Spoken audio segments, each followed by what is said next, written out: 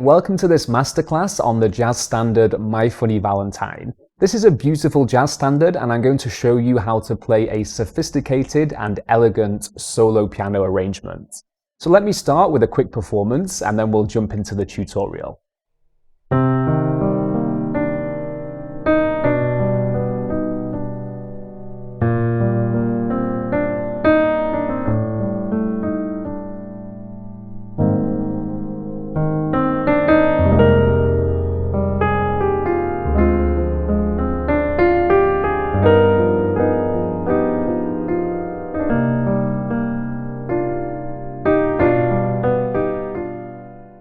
The song follows an A-A-B-C form. So that means that we have two A sections, which are both 8 bars long.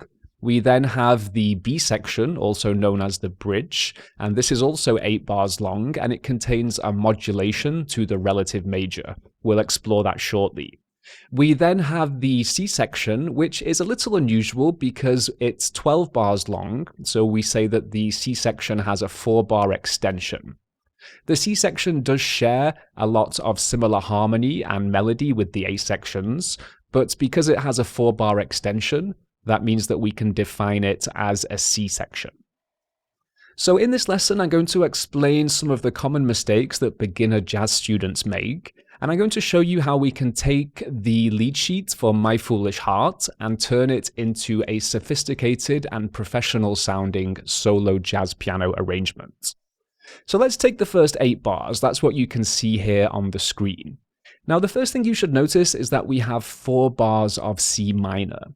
So if I played a C minor 7 chord for all 4 bars, here's how it would sound. Also, I'm going to move the melody from this register. I'm going to move it up an octave higher, and that will allow us to visualize the chords and the movements. So let's just play a C minor 7 chord for all 4 bars.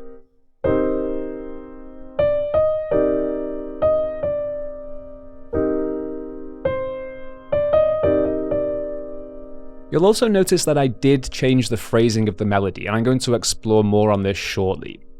But firstly, understand that whilst all these chords are C minor, there's actually a very specific movement happening here. So if we look a little closer, we can see that the first chord is a C minor triad, so it just says CM. You can also see this notated as C dash. So that's our first chord in bar 1. In bar 2, we have a C minor major 7, so that's asking for a minor triad with the major 7. This has a very mysterious sound. In the third bar, we have C minor 7, so a regular C minor 7 chord, and in the fourth bar, we have C minor 6. So if I now play these chords with the melody, here's how it sounds.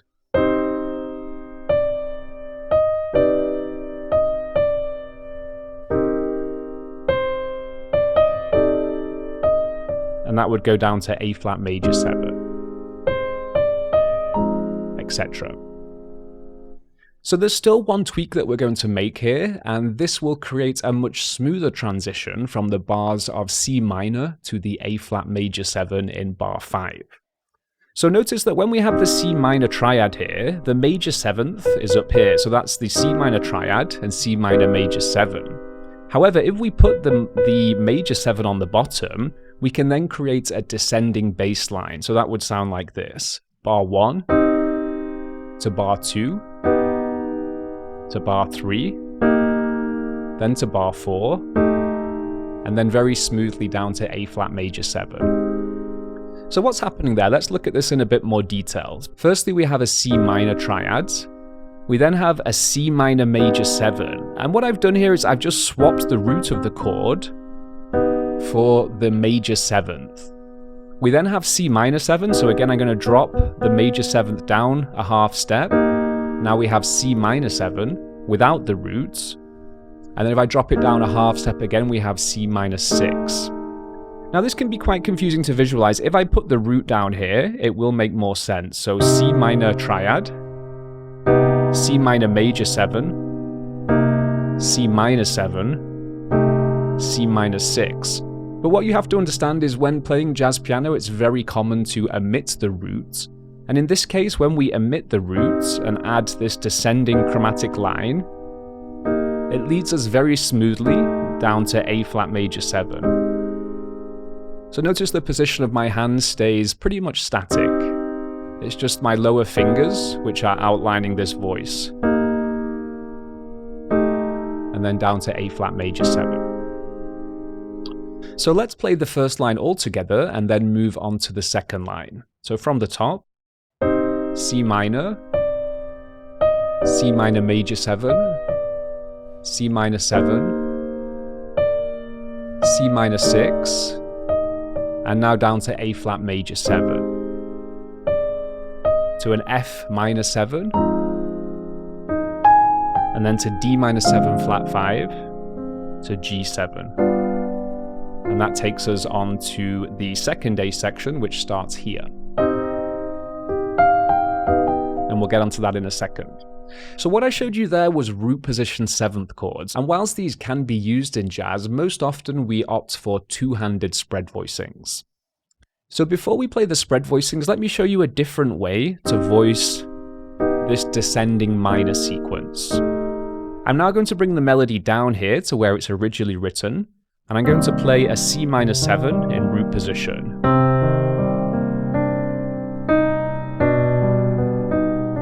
So now I'm playing C minor 7 to start with, and then I move down to this voicing. So here I'm playing the major 7, the 5, and the major 7. Remember, we're omitting the roots here, and that's because we have this very clean descending phrase. So here's how it sounds. If you like, you could just start on a minor triad, or the minor 7 is also nice. I like the minor 7. Down to C minor 7, and then down to A flat major here. So what I've done here is very important because I've taken the notes of A flat major 7, so here's the notes of A flat major 7, and I'm playing the root and 5th in my left hand, and the 3 and the 7 in my right hand, and then I move all of this down an octave, and this is what I get.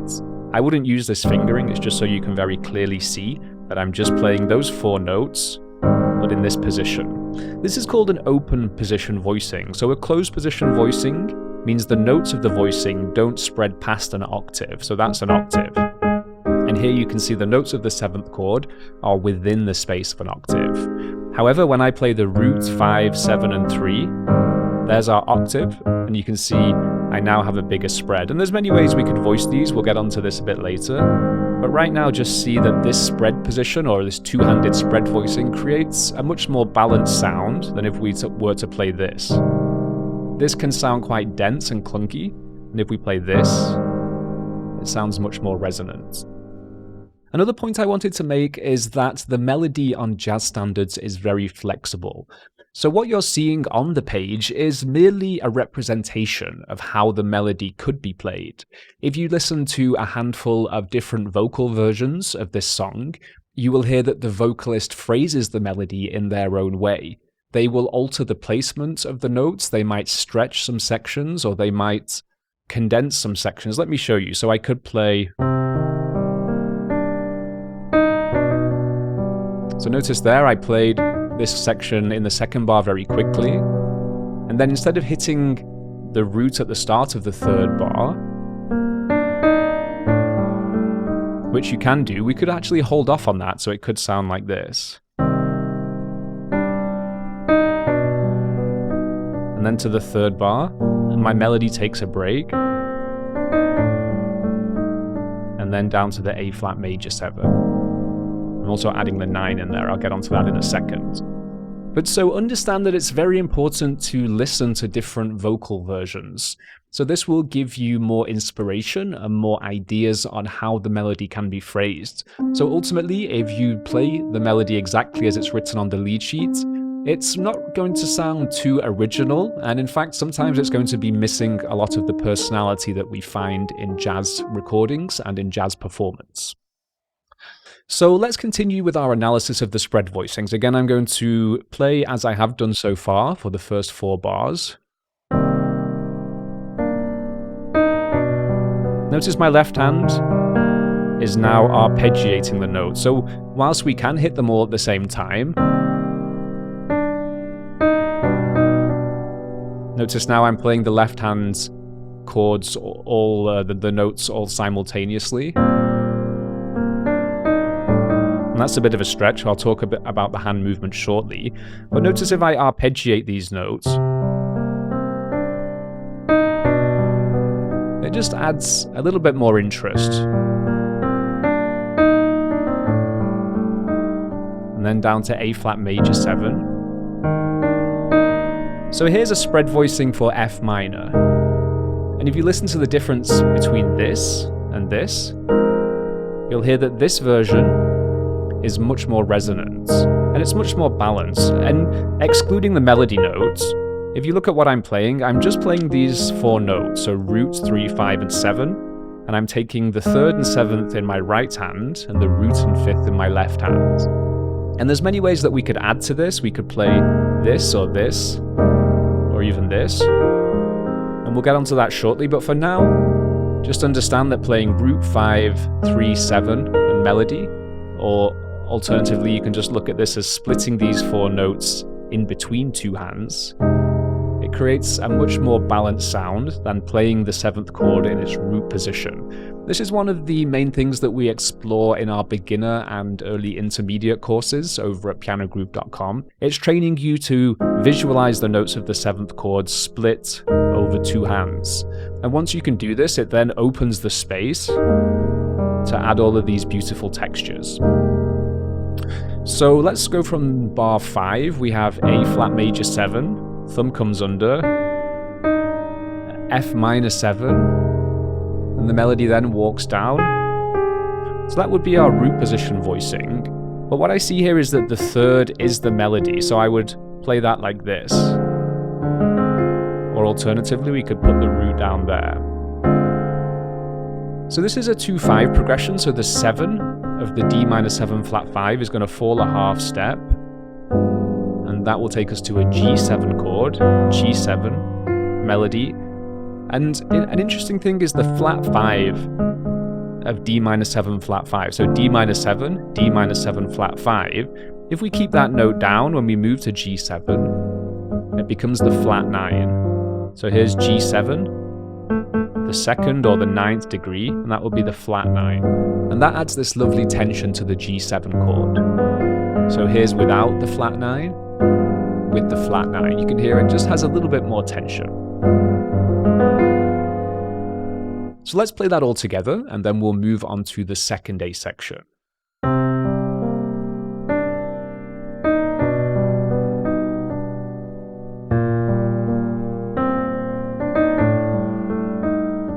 So this chord here is quite difficult to finger. Notice that my little finger is hanging all the way off the keyboard.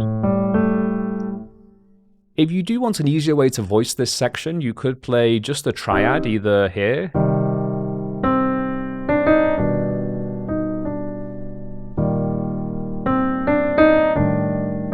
and then go down to the A flat major. So that's one option, just have the descending triad that I showed you at the start of the lesson. The way that I like to play it is to do this movement.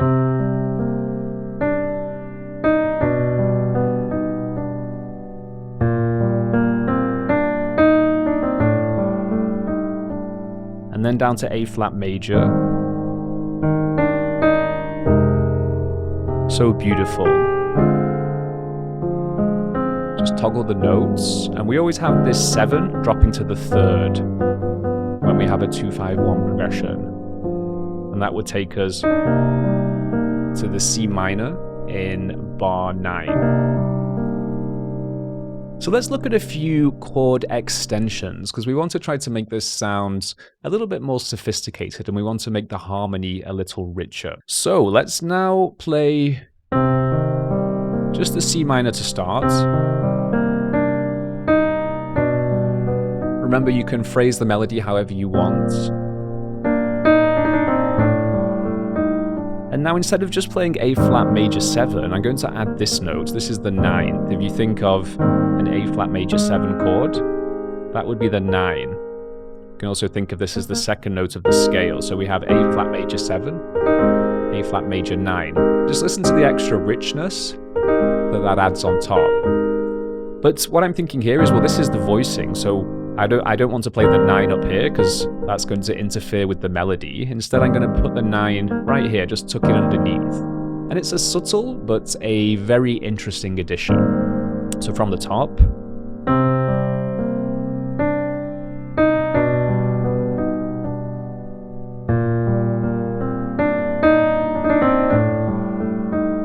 down to A flat major 9, thumb comes under.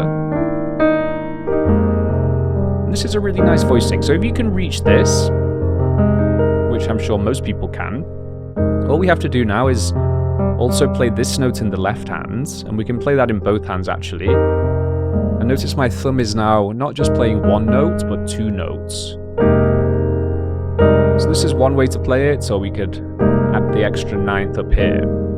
So again, here's our F minor 7, F minor 9. In this case, the 11 is in the melody, so when I see that note in the melody, I know this voicing is going to work really well. If you do have smaller hands and this is a real stretch, you can just play this one. So here I'm just playing the F minor 7 with the 9 and the 11. The interesting thing here is that I play an F minor triad in my left hand and an E flat major triad in my right hand. This can be nice. I will show you a little bit later how we can then move down with this voicing. So we can play.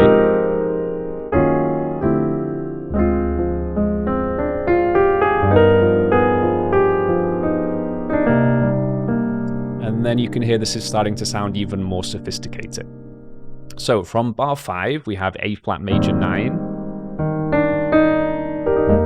It can be nice to roll those notes down, either like that or like this. And then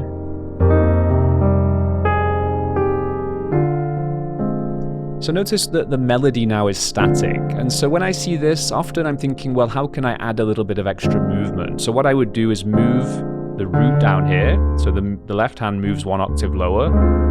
If you can reach that 10th interval, it's very useful. Do check out the related lesson on how to play 10th intervals. You can find more in the video description. And so what I'm doing now, I'm just thinking of working up through these notes. All I'm playing here is the notes of D minor 7 flat 5. And then I'm also going to add this note, which is the 11 of the chord. And that's going to walk me all the way up to the top here, which will take me to a G7 voicing, here with a sharp 5 and a sharp 9. So that would be G7, the 5th. I'm going to sharpen that a half step.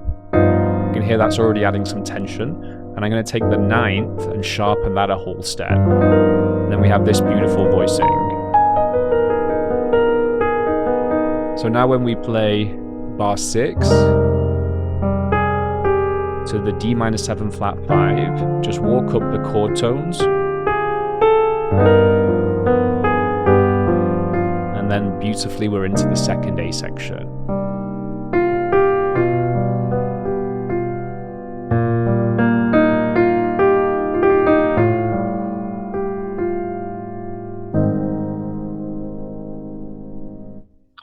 So let's go from the top of the tune. I'm going to play this all together and then we'll move into the second A section, and I'll show you a few other tricks where we can now start to add a little bit of variety.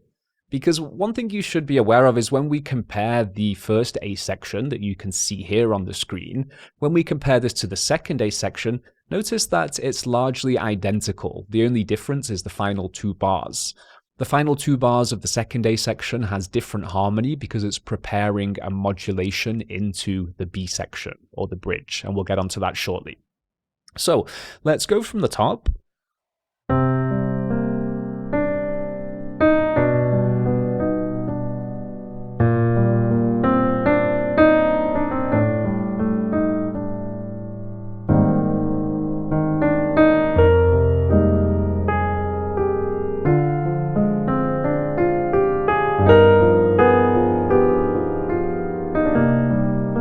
So right here, I'm adding one note that, in my opinion, adds a lot of tension and texture. So that would be our C minor 7. Again, I'm just playing the 7th chord, but then I'm moving the 3rd into my right hand because, in fact, that is the melody.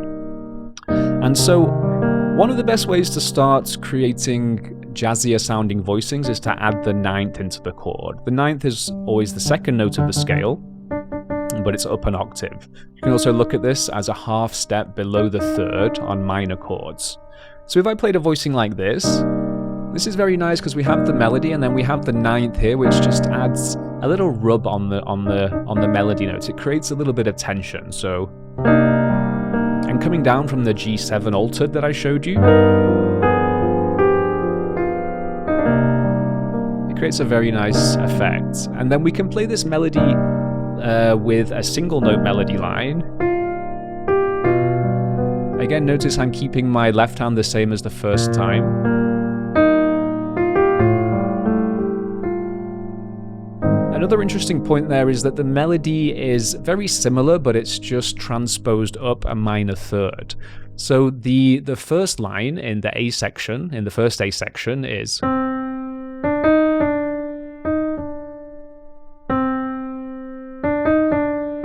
And if we look at the second A section, we have the same rhythmic phrasing, but it's up a minor third, so we're starting on E flat.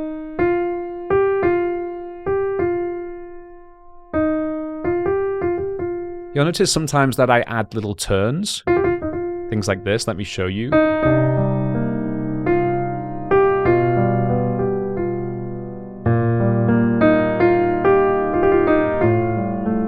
And that can be nice to add a little bit more melodic interest. Another thing that's quite nice is to harmonize the melody in third. So from the G7 at the end of the first A section,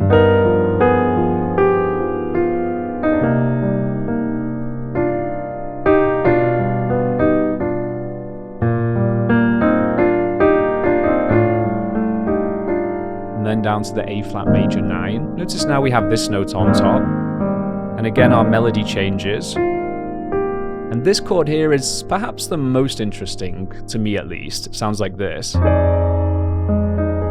let's analyze this. We have an F minor 7 in the left hand, and we have the note D in the melody. So what is D in relation to F minor 7? Let's count up the scale. 1, 2, 3, 4, 5, 6. It's the 6, or also the 13. The 13 would be up an octave. 1, 2, 3, 4, 5, 6, 7, 8, 9, 10, 11, 12, 13.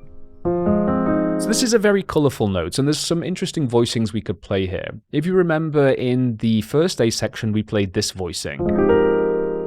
So when we played, that was one of the variations I showed you. The other option is the bigger one. But when we look at this, I'm playing the root 3, 5, 7, 9, and 11. And we can also view this as an E flat major triad stacked on top of an F minor triad. Or you could also view it as a major triad built off the minor 7th of the chord. And if we turn that major triad into a major 7th chord, we then get this sound. And what's interesting here is we're actually playing the whole scale, but in a chord. So for example, if I play the 7th chord here, and then here I have the 9, 11, and 13, if I put those underneath, it sounds a bit unusual like that, but what I'm effectively doing is playing every note of the scale, but spread out in third intervals. Now, for me, this can sound a little bit compact like this, so what I would do is take this triad in my left hand, and instead of voicing it like that, I would play it like this. This is a bit of a stretch, so an option could be to roll it. Notice if I play the lower note, then my index finger acts almost like a seesaw. And if I play the pedal, then I can get that effect. So if you can reach this and you can reach this, then you can roll it like this. If you can reach it all together, that's also nice, but we don't need to have big hands to play jazz piano. It definitely helps, but there are other options. So understanding that the pedal is your friend and also rolling the notes like this can be your friend. So let's go back to the start of the second A section. C minor 9, C minor major 7, C minor 7, C minor 6, and then down to A flat major 9, A flat major 9. And that's a really beautiful chord. And then the melody walks down. So the original harmony here, or there are always many options, but I think the simplest way to explain this would be to play an F minor 7 flat 5. So that would be F minor 7, and if we flatten the 5, we get this sound. And then that would go to some kind of B flat 7, probably with the flat 9. So that's one option. Let me play that for you.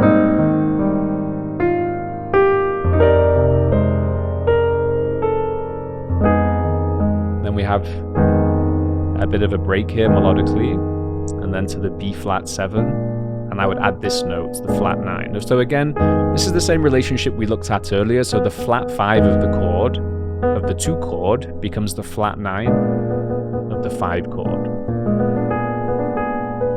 And that would take us into the bridge, and we'll get onto that in a second. If you're enjoying this tutorial, be sure to check out the dedicated jazz standard courses over at PianoGroove.com. We teach hundreds of jazz standards in a step-by-step format so that anyone at any level can follow these tutorials and learn to play sophisticated solo jazz piano. Let's continue with the tutorial. So there are some other variations that I personally like to play here. Let me show you these. So let's go from the start of the second A section again.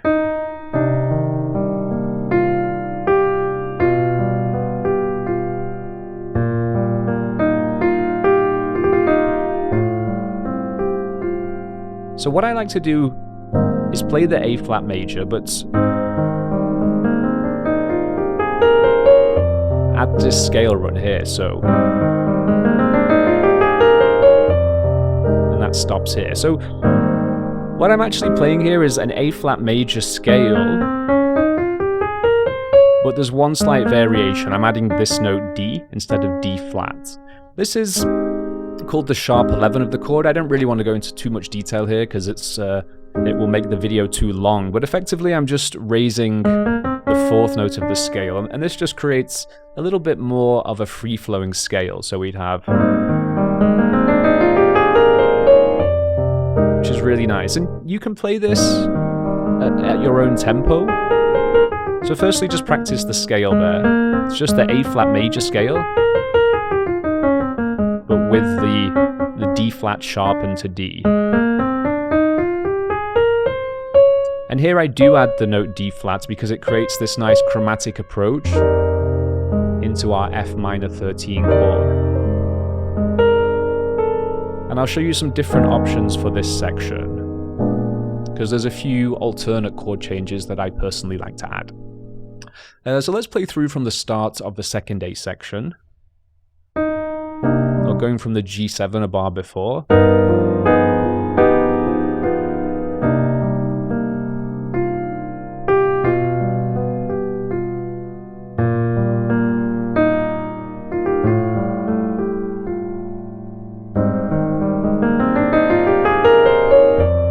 It's really beautiful. So what I like to do here is play an A flat minor. And this is like an A flat minor 9, but then I'm omitting the 7, so this would be called a cluster. It's basically, if you think of A flat minor 7, I'm playing the 3, minor 3, the 5, and the 9. This is something Bill Evans would do a lot. He'd play these little cluster voicings. And this can be nice to balance, you know, something very open like this, you know, with these crunchier and more condensed sounds. So A flat minor 7, and then I would go to a D flat 7 with an E flat triad above. And that's a really nice way to get into the bridge of the song. It's a little more advanced, and I don't want to go into the full detail on why it works, but basically we still have the B flat 7. So B flat 7 is the 5 chord of E flat major, which is where we modulate to in the B section or the bridge. And the D flat 7, without going into too much detail, this can be used to approach the B flat 7. And then we're into the bridge. So let's play through from the start, and then we will move into the B section.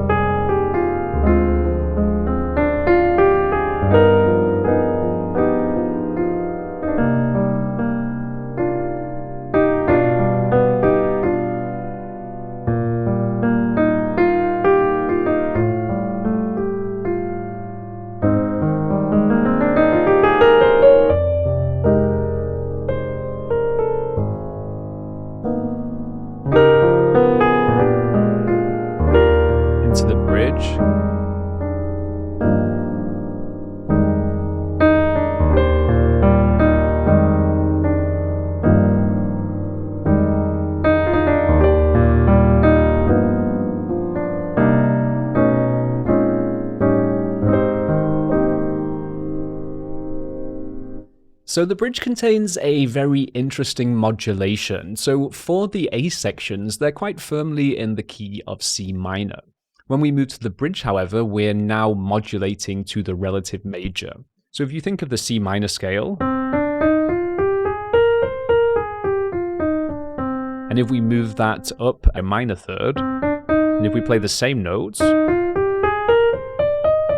we now have the E flat major scale. So that means the scales of C minor and E flat major are relative major and minor, and likewise with the harmony. So it's a very common movement in jazz standards. The bridge or the B section is often the time that creates a little bit of contrast to the A sections. And one way to create contrast is to modulate from the relative minor to the relative major. So the A sections sound quite sad and somber and melancholy, and then the B section modulates to the relative major, so it has a more happy and a more joyful sound. So the A section starts with E flat major 7.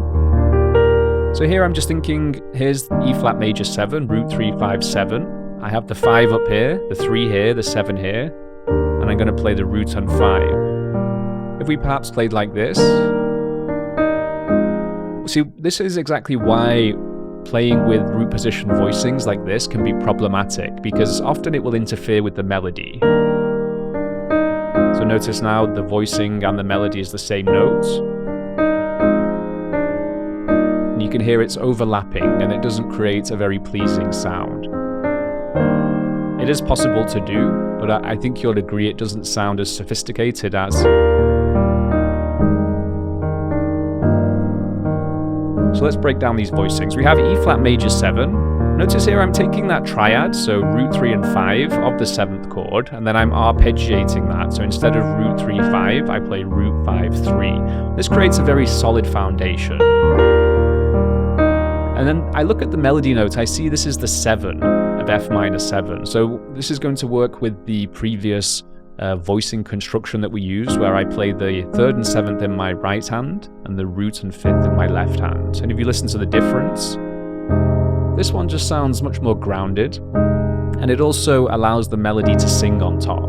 So we have, you could add the 9 in there, so that would be the 9 of E flat major 7.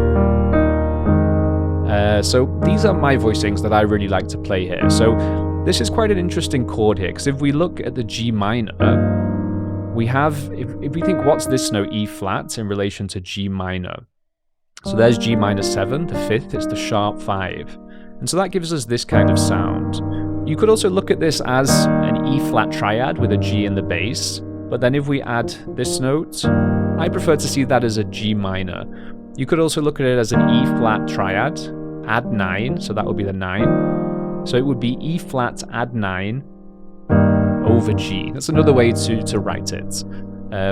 So whatever works best for you there. So we have E flat major 7 to F minor 7, either to G minor 7 with the sharp 5 melody notes, or we could look at this as E flat over G, add 9. But this voicing creates a really nice rub here. So we have this interesting interval in the left hand, and then that will go back to F minor. To make that F minor a little bit nicer, we can just add this note here. So here we have root 7, 3, 7, and then just put the 9 in down there. So F minor 9. But what I'm thinking is this note down here. So now we have... Just listen to the extra tension that adds.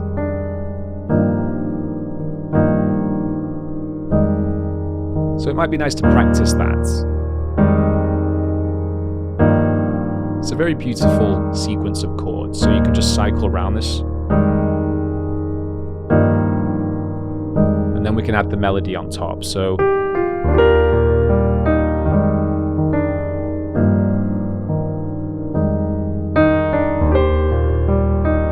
same sequence.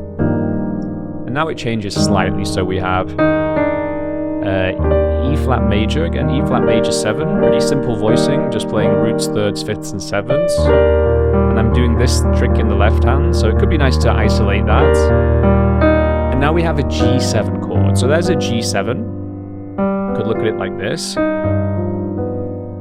And the melody note here is the sharp 5. It's similar to that voicing we played in the A section. And so what I'm going to do here, because one voicing I like is to have this sharp 9 in the chord, but we can't put this above the melody. So our melody note is E flat or D sharp in relation to the chord, but we'll look at that as an E flat. So what I would do is take that note and put it down here. And that creates a very lovely dominant chord. So that would be the basic dominant chord, just root 3 and 7, but voiced like this. And then we have the sharp 9 and the sharp 5. And that chord is full of tension and emotion. So we have the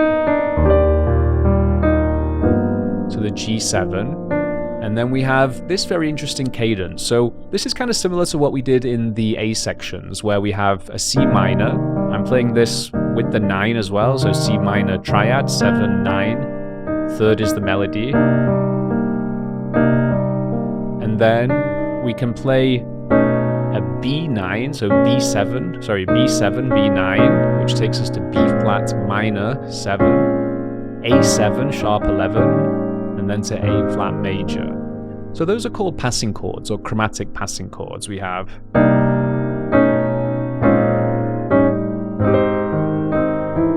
even a little bit of inner voice movement's nice. So A flat major 7, sharp 5, 13. And then we have kind of a static melody over the D minor 7 flat 5. A fill I like to add here is, and then the upper structures over the G7. And that will take us into the final A section.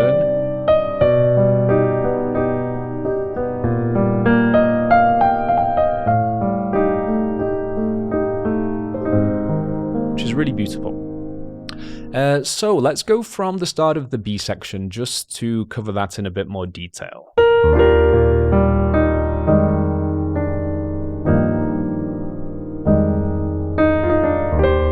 Notice the little turn I added in the melody. I'll do it again here. So that's what's interesting with the melody. If you notice we have... I'll just play with the simple voicings. And then the melody is kind of climbing up. So notice these big jumps. First we have B flats, then it jumps to C, then jumps to the D, which is quite this note here, the D. Again, it's touching that register where we had the very beautiful F minor 13. So in some ways it's the climax of the song. So, you know, we can work with our dynamics. We can try to add some extra volume. Let me show you how that could sound. So we'd have, from the end of the second A section, E flat major 9, F minor 9, G minor or E flat over G, back to F minor.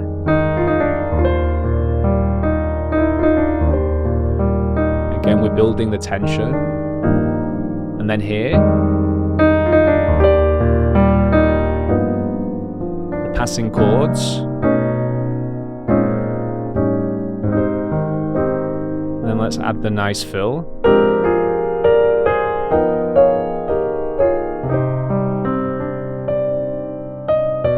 A little bit of counterpoints.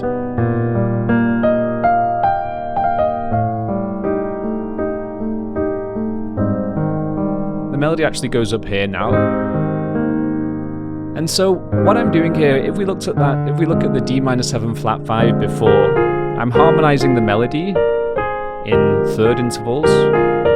And then over the G7, I play an E flat triad and a D flat triad, but both in their second inversion. And these are what are called upper structure triads. And listen to how beautifully that takes us into the final A section. So the final line of the B section.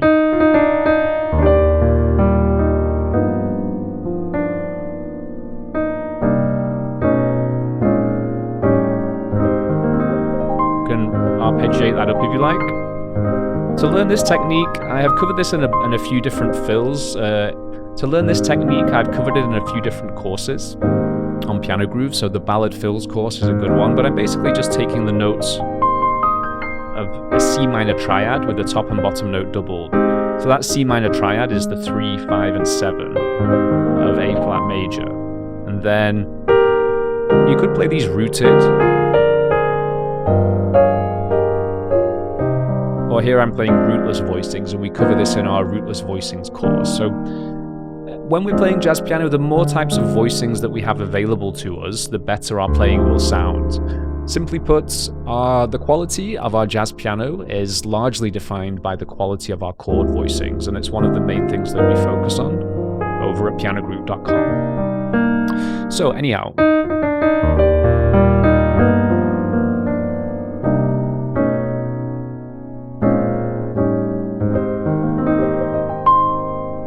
I like this version. Beautifully into our final A section now, sorry, the C section, which starts just like the A sections. So here I'm just adding some what's called counterpoints. This is something that offers a contrast to the melody. It's usually below the melody, so we have... Notice the chord is C minor major 7, and I'm just playing that shape that we looked at originally. And I'm just toggling the notes to add a little bit of interest.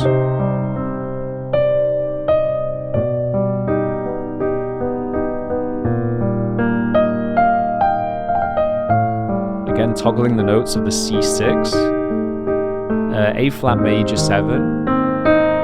So now what I'm going to do is harmonize these two melody notes with triads. So the D minor 7 flat 5. And so notice now this is the first time that we've gone this high up. So previously our melody has, we had the F minor 13, and we had those sections where D is the highest note. But now we're in the C section. Now the melody just goes that little bit higher, an extra half step. So we have, and I'd say this is the true climax. G7 flat 9, and then C minor. And then this can descend very nicely. The original chords here would be C minor to F7, and then to a B flat minor 7, to an E flat 7, to A flat major 7. So that's basically C minor to F7 is a 2-5, and then B flat minor 7 to E flat 7 is a 2-5. So the one chord, A flat major. You could also see that as a 3, 6, 2, 5, 1. And we cover 3, 6, 2, 5, 1s over at PianoGroove if you'd like to learn more about those. So that's one nice way to do it. We can also add some interesting alterations. But what I personally like to do here is play. So D minor 7 flat 5. Here I'm playing, firstly let me show you those. So what I'm doing here is alternating a B flat triad with a C minor triad. And both of those are in the second inversion, and that's really nice.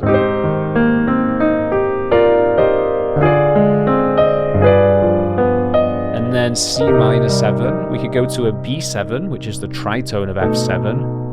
So B flat minor 7, and then to an A7. And that's really nice to me because this note becomes the sharp 11 of the chord. 1, 2, 3, 4, sharp 11.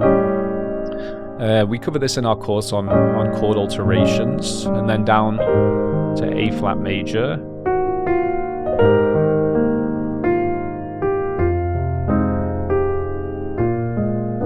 And then we finish on an E flat 6. And that's interesting because the tune is in a minor key, but we finish on the relative major.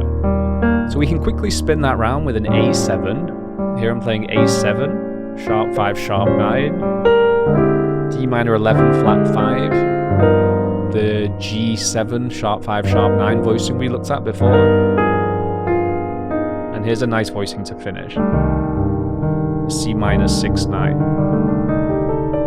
This could also be used to play the song again or to start the improvised solo.